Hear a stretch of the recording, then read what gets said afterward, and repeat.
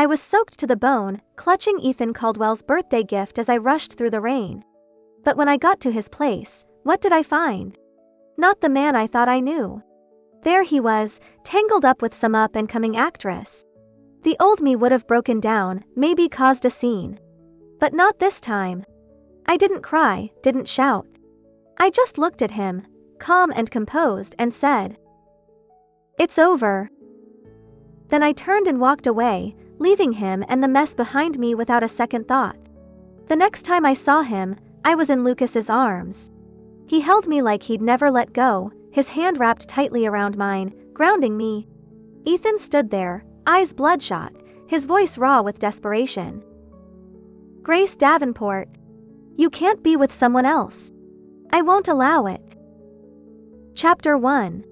It was Ethan's birthday. I was soaked through, rainwater dripping off me as I stood at the door to the private room, clutching the gift I'd carefully picked out for him. Just as I reached for the handle, I stopped in my tracks. Through the small gap in the door, I saw him.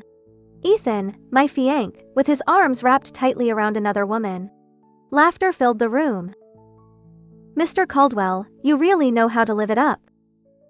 Someone joked. "Your fiancé's gorgeous, but here you are, still finding time for some side fun." Ethan glanced up, cigarette in hand, while the woman in his arms blushed prettily. "How could I compare to someone as stunning as Miss Davenport?" she said coyly. Ethan took a slow drag from his cigarette, his words cutting through the laughter. "Even the most beautiful things get boring after a while." The room burst into louder laughter. "Yeah, even caviar gets old if you eat it every day." Someone chimed in. Ethan exhaled a cloud of smoke, his tone cold and indifferent. "Marrying her would just be like bringing home another piece of furniture."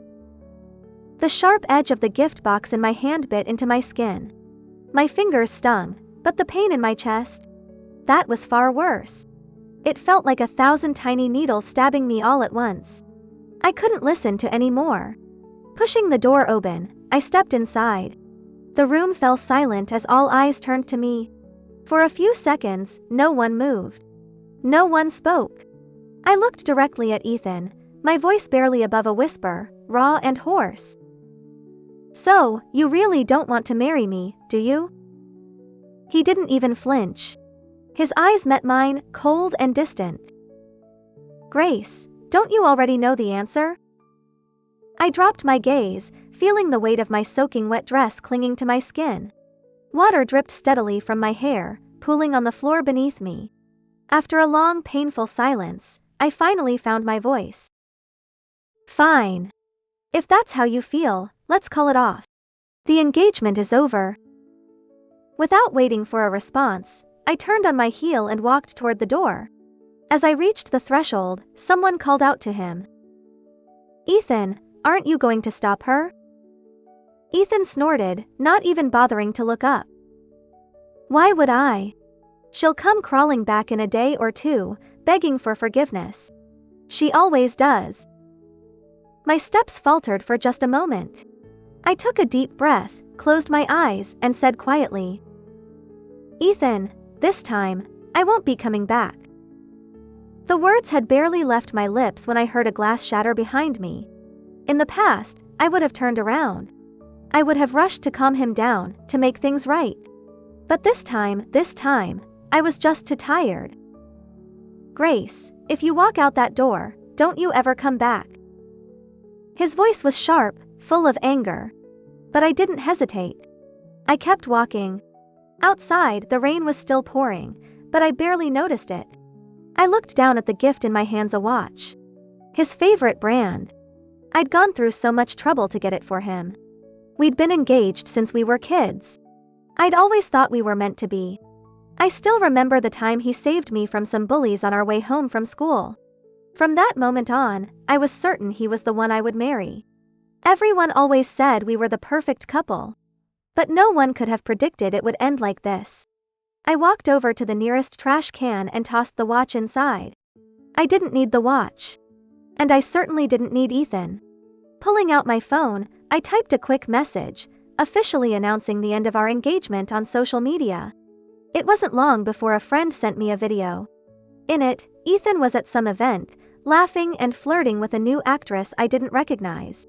I stood there drenched, my clothes clinging to me, the cold wind biting at my skin. I felt numb, inside and out. I started walking again, not really sure where I was going, just letting the rain wash over me.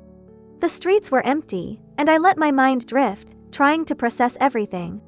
Then, out of nowhere, I stumbled, tripping over my own feet and crashing to the ground. I sat there for a moment, soaked and defeated, my heart heavy with everything I'd been trying to hold in. Suddenly, a hand appeared in front of me. I looked up, and my eyes met a pair of deep, familiar ones. It was Lucas Whitman. Chapter 2. Come on, you can't stay down there. It's freezing. I looked up at Lucas, his hand extended toward me. I hesitated for a second, and then took it, letting him pull me to my feet. But as soon as I stood, the room spun and everything went black. When I woke up, I was lying in bed. I blinked a few times, trying to get my bearings. The room was sleek and modern, the kind of place that looked like it belonged in a design magazine. Clean lines, neutral colors, nothing out of place. Did Lucas bring me here? I rubbed my forehead and realized I was burning up with a fever. Feel better? His voice startled me. I turned and saw Lucas standing in the doorway, his features sharp in the soft light. He looked, well, incredible. There was no denying it. He had a presence that drew you in without even trying. I sat up, feeling a little awkward. Thanks for helping me earlier. He walked over, his movements calm and measured, and placed a hand on my forehead. You're still warm, he said, his voice low.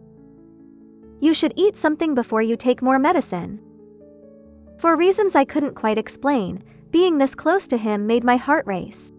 There was something in the air between us that felt charged, like I couldn't look at him without feeling a little off balance. Okay, I said softly, following him downstairs. In the kitchen, I sat at the table while Lucas busied himself with something on the stove. A few minutes later, he set a bowl of warm pumpkin porridge in front of me. Thank you, I said, offering him a small smile. I took a bite, and the warmth of the food slowly spread through me, soothing the lingering chill from the fever. It was simple but comforting, exactly what I needed. After I finished, Lucas handed me some medicine and a glass of water. He was surprisingly thoughtful. He hadn't missed a single detail. I took the pills, and as I handed the glass back to him, our fingers brushed. The contact was brief, but it sent an unexpected jolt through me. Flustered, I stood up quickly. I think I should get some rest, I said, my voice a little too fast. I'm still feeling lightheaded. Without waiting for him to respond, I headed back upstairs, feeling his eyes on me the entire way. Once I made it to the bedroom, I let out a long breath and sat on the edge of the bed, trying to calm my racing heart. My head was still foggy from the fever, and before I knew it, I was drifting off to sleep. I woke up hours later, my heart racing from a nightmare. The room felt too quiet, too still, and I knew there was no way I was going back to sleep anytime soon. I slipped out of bed and stepped onto the balcony, hoping the cool night air would clear my head. The sky was pitch black, no stars, no moon. Just an endless, empty darkness. And somehow, standing there in the quiet, I felt that same emptiness inside me.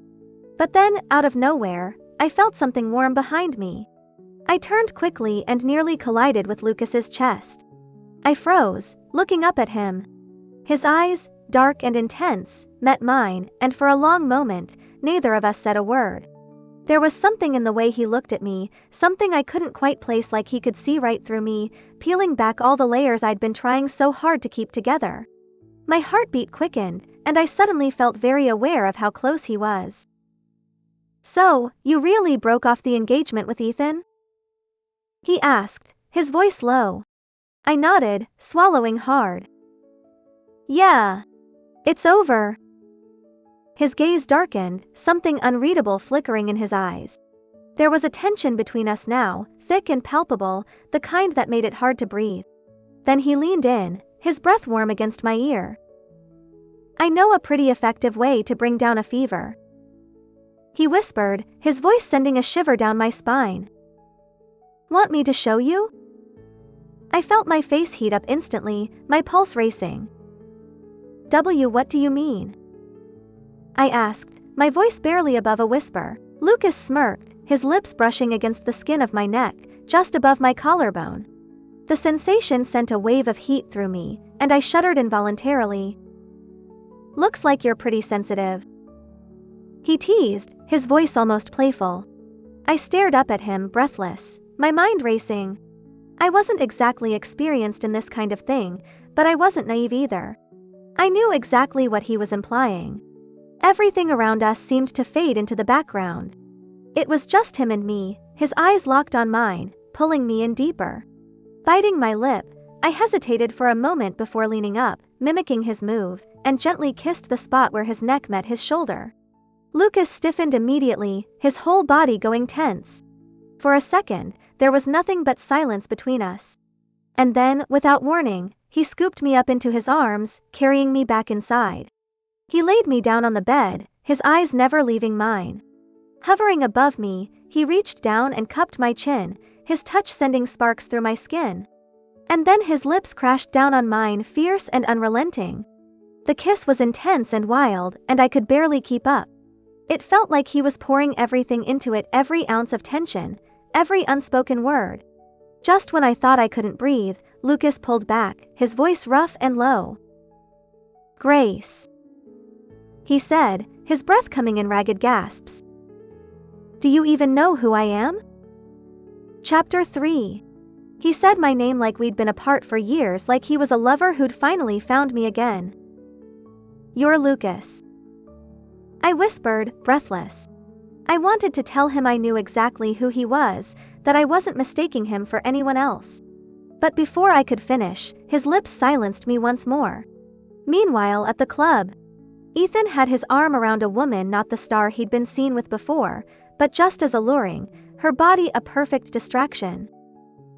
Mr. Caldwell, I heard your fiancé's gone missing? Someone asked, clearly amused. Ethan's smile turned cold as his hand cupped the woman's cheek. Don't bring her up, he said with a sneer. She ruins the mood. The woman laughed softly, unfazed. But Ethan's expression shifted, dark and sudden. Without warning, he shoved her away. Get out. She blinked, startled. Mr. Caldwell? Ethan swept the bottles off the table, smashing them to the ground, his anger flaring. Didn't you hear me? I said get out. Frightened, the woman scrambled to her feet and ran out, too scared to ask any more questions. Sam, Ethan's closest friend, had been watching from the corner of the room. He leaned back in his chair, eyes narrowed as he spoke.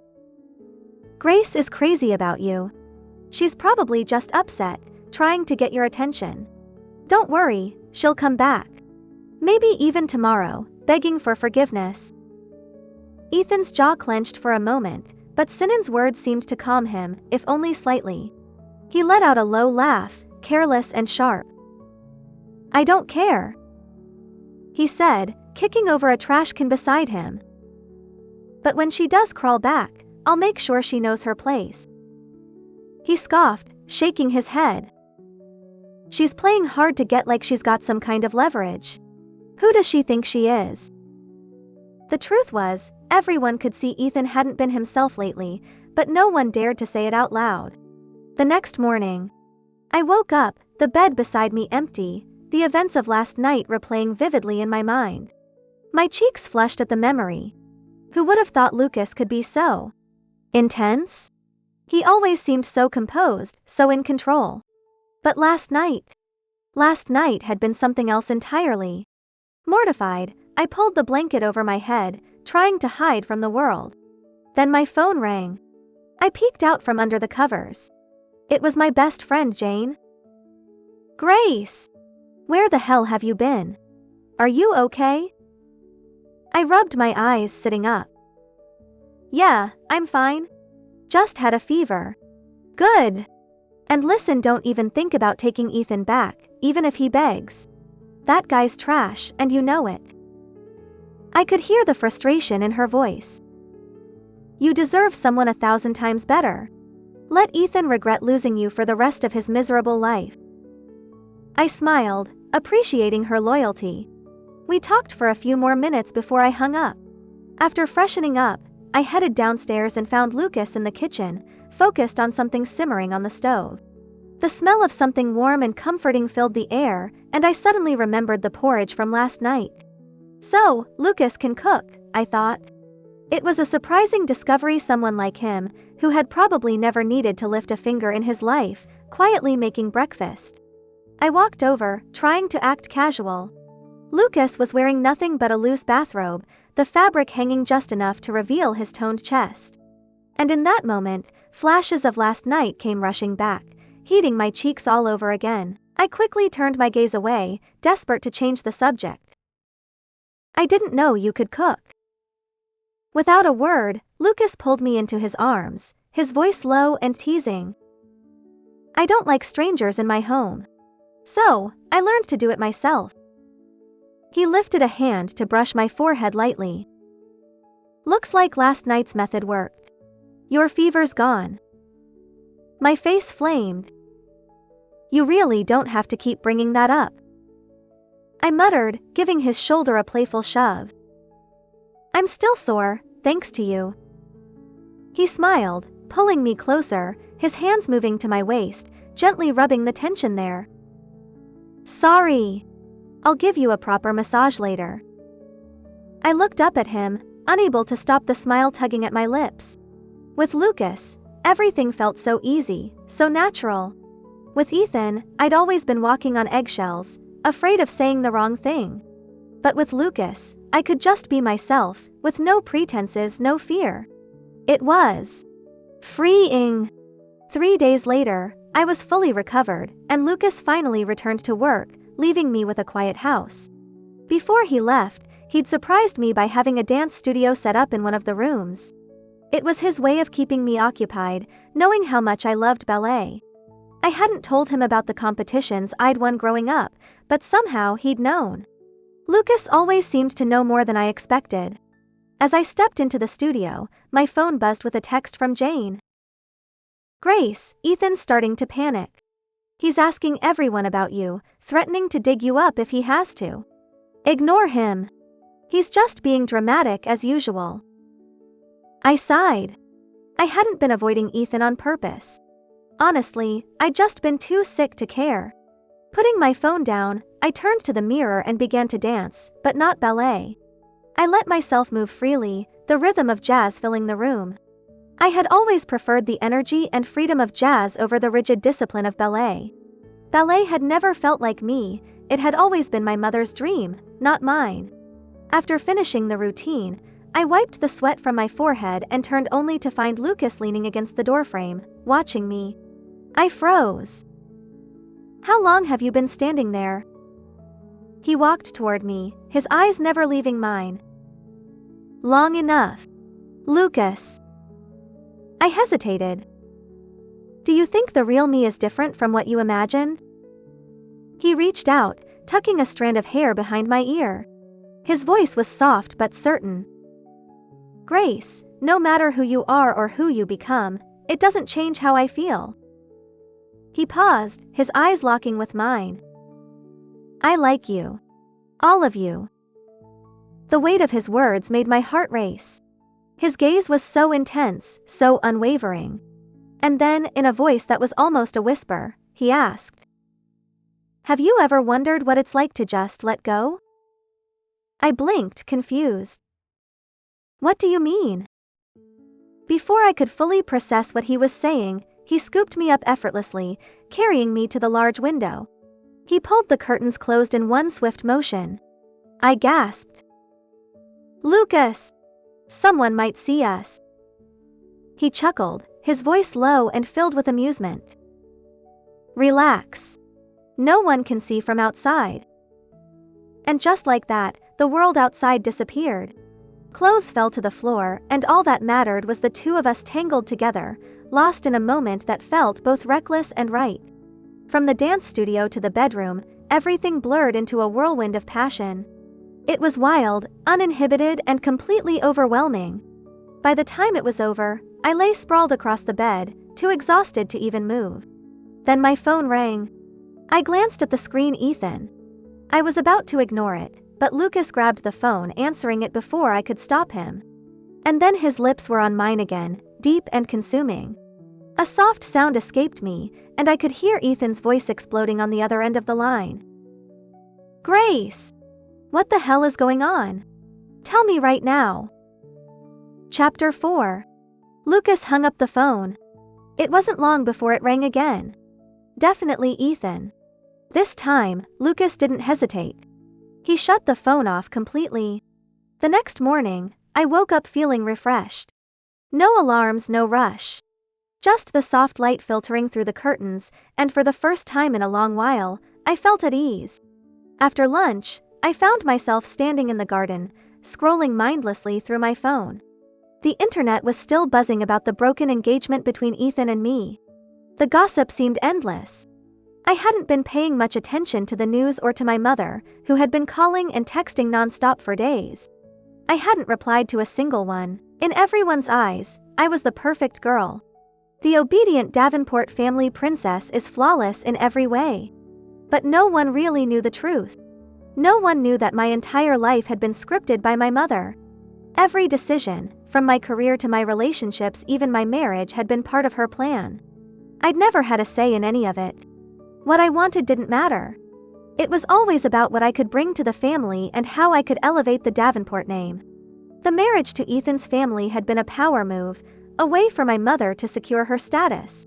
She never cared how I felt about it, or about the insults I had to endure.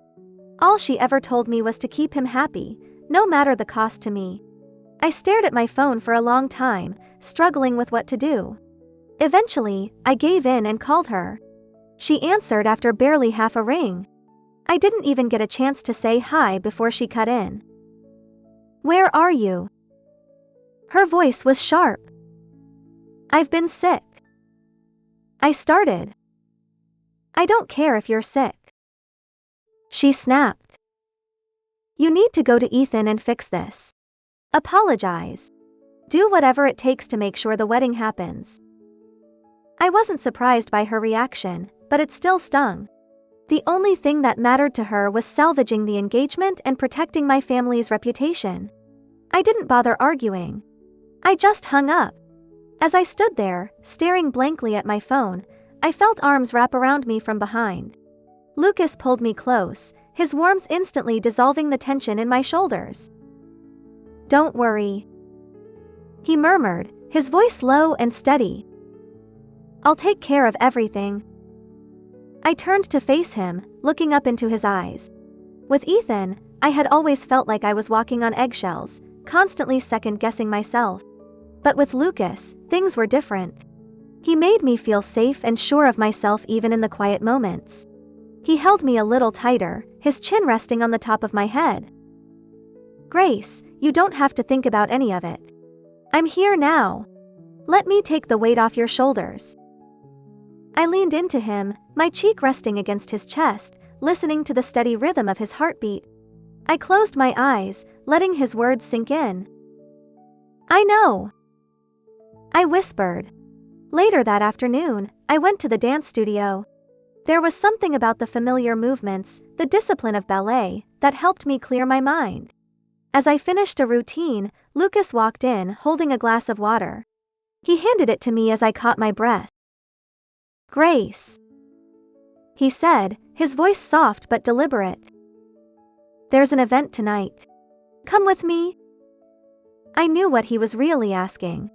This wasn't just about attending a party. It was about going public about us. I took a sip of water, thinking for a moment. Then I smiled and nodded. Sure, I'd love to. I saw how my answer affected him, the way his throat tightened slightly, the way his eyes softened. Grace, he said, my name like a promise on his lips. I couldn't help but laugh a little. Meeting you that day, it changed everything. And it had. Before Lucas, I hadn't realized how much of myself I'd been holding back. He made me feel alive in a way I hadn't known was possible. Lucas leaned down, his lips brushing mine in a soft, lingering kiss. As I pulled back, half dreaming, I thought I heard him murmur, "That day wasn't just a coincidence, I'd been following you for a while." By the time evening rolled around, we were at the event together. Lucas, with his quiet confidence, drew the attention of everyone in the room. He introduced me to people as his girlfriend, making it clear to anyone who asked. I could feel the curious eyes on me, the silent judgments, but no one said anything outright. They were polite, friendly even. At one point, I accidentally spilt some wine on my dress.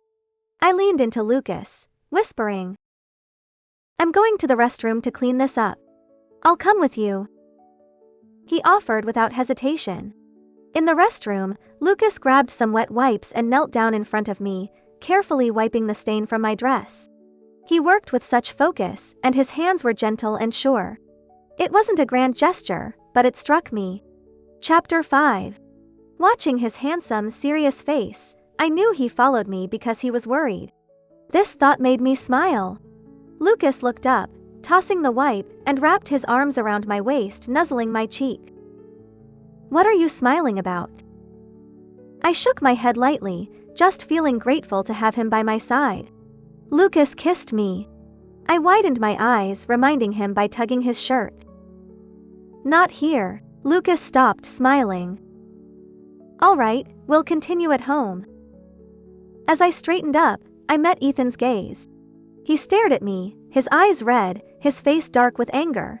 He had clearly seen my intimate moment with Lucas. His eyes also held a hint of surprise, as I had always been so reserved around him. "Grace, you just want to see me beg, right? Fine, I admit defeat. I admit I lost to you. Come here." Lucas tightened his grip on my waist, possessive. Ethan saw his arm around me and clenched his fists. "Grace, I'm telling you again, come here." Before I could speak, Lucas narrowed his eyes. "Mr. Caldwell, have you forgotten? Grace already announced the cancellation of your engagement." I looked at Ethan, my tone calm. "Ethan, I've made it clear. We have nothing to do with each other now." Hearing this, Ethan's face darkened further. "Grace, before I lose my temper, you'd better come back to me."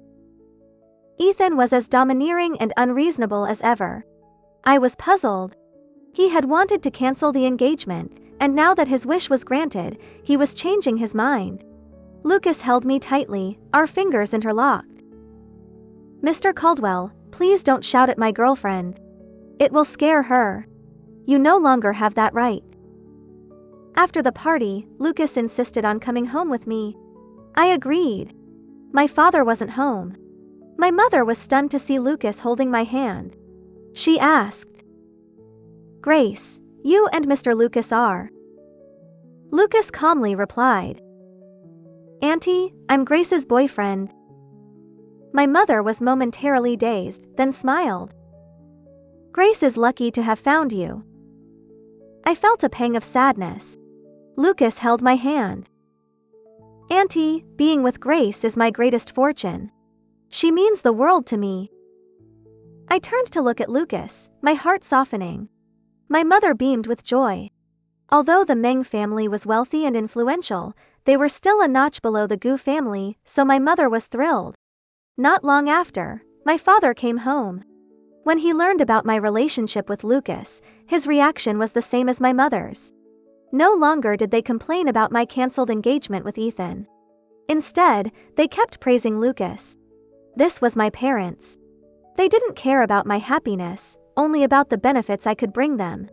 Leaving the house, I held onto Lucas's arm and asked, "Lucas, why are you so good to me?" Lucas looked at me tenderly. "Silly girl, you're the woman I love most. Who else would I be good to?" I hugged him. His embrace was warm, making me reluctant to let go. Because he was leaving for a business trip the next day, we wouldn't see each other for a few days. Lucas held me tightly, ruffling my hair. "Stay home and wait for me. I'll bring you a gift." I pouted. "I don't need a gift. I just want you." Lucas laughed, looking genuinely happy. I nuzzled his chest. Finish your work quickly and come back soon. I'll be waiting. Lucas promised. We reluctantly parted at the door, taking a long time to say goodbye. The next afternoon, I was having afternoon tea with Jane. Suddenly, someone barged in. Jane was startled. Ethan, are you out of your mind? Ethan stared at me intently. Are you really with Lucas? News of me attending the party with Lucas had spread, and now everyone knew I was his girlfriend. Ethan finally realized I wasn't joking. I looked at him. Ethan, I used to like you. Ethan, excited, said. I knew you still liked me. But that's all in the past, Ethan. We're over. I interrupted. Impossible, you're lying. You love me. I know you're with Lucas to spite me. Grace, stop lying to yourself. Ethan seemed out of control. I remained calm, my emotions unchanged. Ethan, you're the one lying to yourself, not me. Grace, how many times do I have to tell you? Lucas doesn't truly care about you. He's nothing special. Ethan grabbed my hand, agitated. Grace, you just want me to love only you, right? I can do that. I promise from now on, I'll only love you. I'll get rid of all those other women. Please, keep loving me. When I didn't respond, Ethan continued.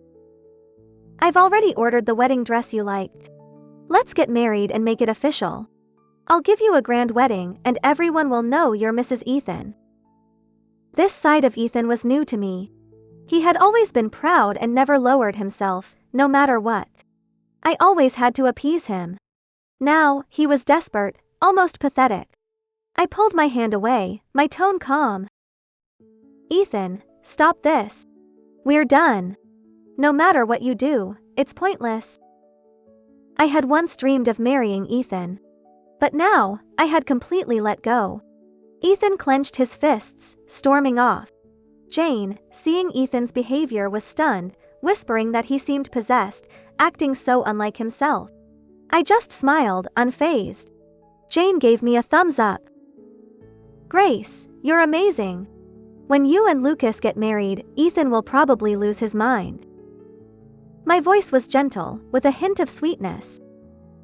I'm with Lucas not to spite Ethan, but because I genuinely think Lucas is wonderful. I want to be with him. Jane almost spit out her coffee. You're feeding me dog food. 2 days later, in the evening, while taking a walk after dinner, I received a text. It said Lucas was at the Grand Hyatt Hotel with a woman, including a room number. I didn't need to guess who sent it. Holding my phone, I thought for a moment and decided to see for myself. Taking a cab to the Grand Hyatt, I saw Ethan standing there as soon as I got off the elevator. He glanced at me, a mocking smile on his lips. I warned you Lucas wasn't trustworthy, but you wouldn't listen. I ignored him, walking straight to the room. Ethan followed. I rang the doorbell, waiting a while with no answer. Just as I was about to ring again, the door opened. Lucas stood there, looking unwell, wearing a wrinkled shirt. Behind him was a woman wrapped in a towel. Ethan, gloating, said, "See, he told you he was on a business trip, but here he is, sneaking around." Lucas's face darkened, and he punched Ethan. Ethan fought back, and they started brawling. But it was clear Lucas was struggling. I stepped in. Enough, stop fighting. Lucas stood up, looking at me. Grace, I didn't touch her. I haven't done anything to betray you. I looked into Lucas's eyes, speaking without hesitation. I believe you. I know you're innocent. Ethan, furious, shouted. Grace, how can you trust this man who was caught with another woman so easily? Yet you broke up with me just for kissing another woman. I replied calmly. Ethan, you and Lucas are completely different. There might be thousands like Ethan in the world, but there was only one Lucas. Ethan stood there stunned. After a while, he pointed at me. Grace, you never cease to amaze me." With that, he stormed off. Lucas asked the woman to leave. Then he took my hand, explaining everything. He had been at a business dinner and got food poisoning. Someone took advantage of the situation, bringing him to this room, where he found an unfamiliar woman waiting. It was clearly a setup, orchestrated by Ethan to ruin our relationship. That's why Lucas had hit Ethan earlier. Hearing this, I hugged him tightly. Smelling blood, I noticed Lucas's arm was bleeding. I asked, worried, "Your arm is bleeding?" He tried to reassure me. "It's just a small cut, don't worry." But as he spoke, Lucas lost consciousness and collapsed. I quickly called for help, getting Lucas to the hospital. The doctor treated his wound, which fortunately wasn't deep and wasn't life-threatening. To stay conscious, Lucas had cut his own arm. Seeing him pale on the hospital bed, my heart ached. When he woke, seeing my tear-streaked face, he gently comforted me. "Don't cry, I'm fine." He handed me a small box, regret in his voice. "I wanted to surprise you, to tell you I was back, but it turned into a scare." Inside was an anklet. I asked, puzzled. "Why an anklet?" Lucas held my hand, answering, "I want to keep you by my side forever." I couldn't help but laugh. That sounds a bit old-fashioned. As we were about to leave the hospital, we ran into Sam, Ethan's friend, rushing in. He shouted, "Grace, hurry, Ethan had a serious car accident." He had never called me Grace before, and now it felt wrong. Especially since Ethan was the reason Lucas was hurt, I coldly replied, "Don't call me Grace, Ethan and I are over." Chapter 8. Sam was taken aback. He probably didn't expect me to be so calm. I ignored him, helping Lucas leave. Later, I saw news of Ethan's car accident online. They said he was severely injured, with no part of his body unscathed, and he was still unconscious. A week later, it was my birthday. Lucas booked a rooftop restaurant to celebrate. After dinner, we stood quietly, admiring the night view. Lucas asked, "Do you remember the first time we met when we were 8?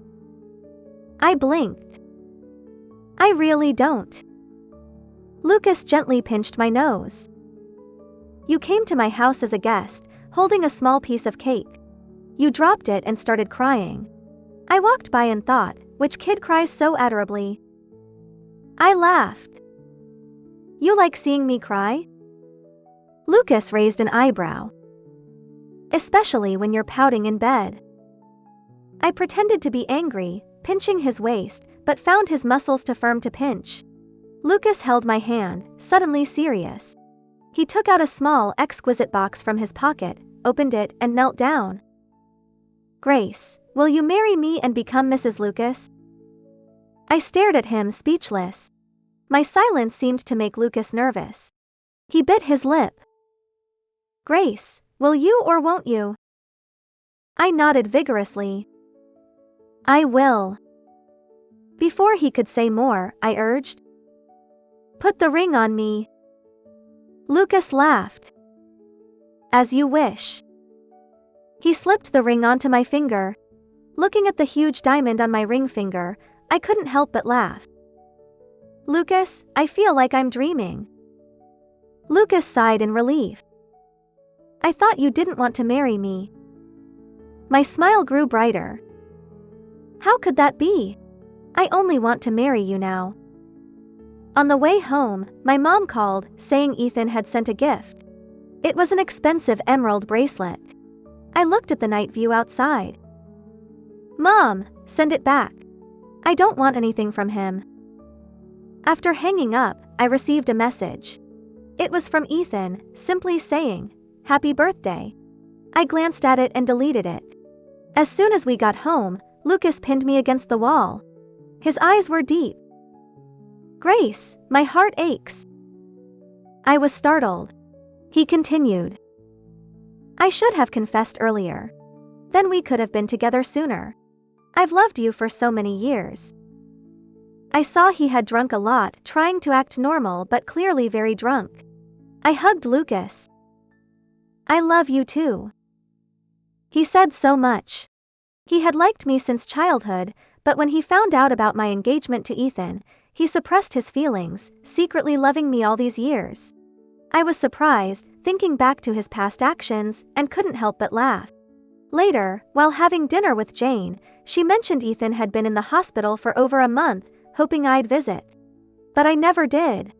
At first, he was furious, but eventually, he lost hope, refusing treatment, drinking in his hospital room, calling my name when drunk, saying he loved me. To me, it felt like someone else's story, leaving me unmoved. On our wedding day, the weather was perfect. I wore a beautiful wedding dress, and seeing Lucas, looking so handsome, walking towards me, I felt a warmth in my heart. Like that rainy night, he seemed like a god sent from above. Lucas placed the ring on my finger, hugging me tightly. Flower petals floated down, and he kissed me under the falling petals. I felt incredibly happy, as if a long empty part of my life was finally filled. Out of the corner of my eye, I saw a figure, possibly him. But it didn't matter anymore. Lucas picked me up, whispering, "Let's go home, my wife." I smiled, hugging him back. True love should be mutual, with both love and being loved, making it perfect.